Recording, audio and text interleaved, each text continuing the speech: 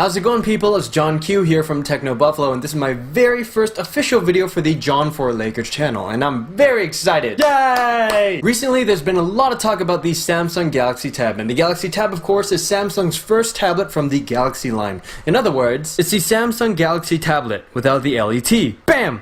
Galaxy Tab! Genius right there, but a little bit lazy as far as creative naming goes. The tab runs Android 2.2 with TouchWiz 3.0. What can I say? Samsung, they like the TouchWiz. It's got a 1 GHz A8 processor, a 4000 mAh powered battery, 3G, Bluetooth, and Wi-Fi. It's got a front-facing 1.3 megapixel camera for video calling, very nice, and a back camera that's 3 megapixels with a flash. And since it's a tablet, the display, that's where it's at. The Galaxy Tab has a 7-inch TFT LCD display with a resolution of 1024 by 600. You go, girl. No word on pricing in the US yet, but the Galaxy Tab will be coming as a 16 or 32 gigabyte model with a micro SD expansion of up to 32 gigabytes of additional storage. Very nice. Something the Galaxy Tab can do is voice calling. However, there is no earpiece, which makes sense as it'll be quite awkward to hold it like you would a phone. Instead, there's a speakerphone or Bluetooth option. What can I say? When life gives you lemons, you make lemonade! Or you can go buy some. I think that's easier.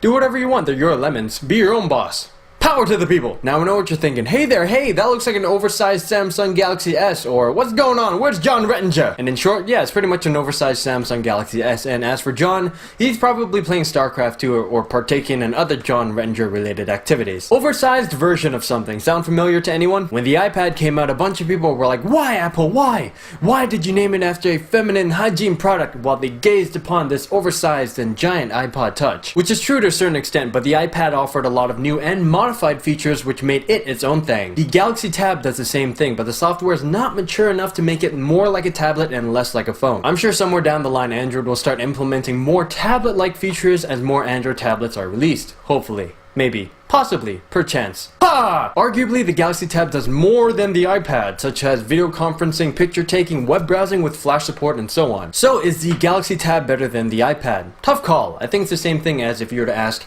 is the Samsung Captivate better than the iPhone 4? Android OS versus iOS, apples versus oranges, cats versus dogs, chocolate cake versus cheesecake.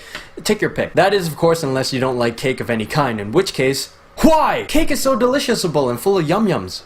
As of now, the Galaxy Tab is sorta like a beta product. So for those of you who are interested in picking up an Android tablet, I suggest you wait for the next one with a more solid and updated Android firmware with more tablet-orientated features. Well, that's it for today's video. Make sure you check out technobuffalo.com for more technology-related stuff, and I'll see you guys in the next video.